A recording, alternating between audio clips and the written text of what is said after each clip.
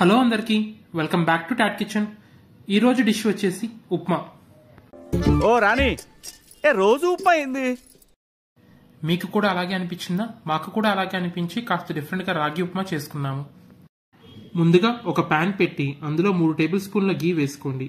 ఆ తర్వాత 2 కప్పుల రాగి పిండి వేసి కలుపుకుంటూ ఒక 2 నిమిషాల పాటు ఫ్రై చేసుకోవాలి. ఇప్పుడు 1.5 కప్ బొంబాయి రవ్వని వేసి కలుపుతూ మరో 3 నిమిషాలు ఫ్రై చేసుకుని పక్కన పెట్టుకోవాలి. ఇప్పుడు తాలింపు కోసం మరొక ప్యాన్లో 4 టేబుల్ స్పూన్ల ఆయిల్ వేసి ఆయిల్ కాస్త హీట్ అయ్యాక అందులో 2 టీ స్పూన్ల పచ్చిశనగపప్పు, 1 టీ స్పూన్ సాయి మినప్పప్పు, 1 టీ స్పూన్ ఆవాలు, 1 టీ స్పూన్ జీలకర్ర, 2 ఎండుమిర్చి వేసి ఒకసారి కలిపి ఆ తర్వాత 15 జీడిపప్పు పలుకులు, ఒక మీడియం సైజ్డ్ ఆనియన్ స్లైసెస్గా చేసి అందులో వేసుకోండి. దీనిని 1 నిమిషం పాటు ఫ్రై చేసుకున్నాక కాస్త కరివేపాకు వేసుకోవాలి.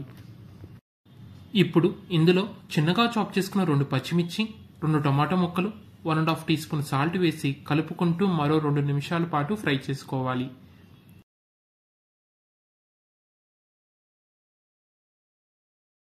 ఆ తర్వాత 4 గ్లాసుల వాటర్ పోసి బాగా మరగనివ్వండి. సాల్ట్ని చూసి ఇప్పుడే అడ్జస్ట్ చేసుకోండి. నీళ్లు బాగా మరుగుతున్నప్పుడు మనం ముందుగా ఫ్రై చేసుకున్న రాగిపిండి, బొంబాయి రవ్వని ఇందులో వేస్తూ కలుపుకుంటూ ఉండాలి, లేకపోతే ఉండలు కడతాయి. మీకు ఇష్టమైతే మరో 2 టేబుల్ స్పూన్ల గీ కూడా వేసి ఒకసారి కలుపుకోండి, మరింత బాగుంటుంది. అంతేనండి, రాగి ఉప్మా రెడీ. దీన్ని వేడివేడిగా పల్లీ చట్నీతో సర్వ్ చేసుకోండి, భలే రుచిగా ఉంటుంది. మా ఈ రెసిపీని మీరు కూడా ట్రై చేసి ఎలా వచ్చిందో కామెంట్ చేయండి. ఇలాంటి మరిన్ని రెసిపీస్తో మళ్ళీ కలుద్దాం. Until then, stay tuned to Tat Kitchen.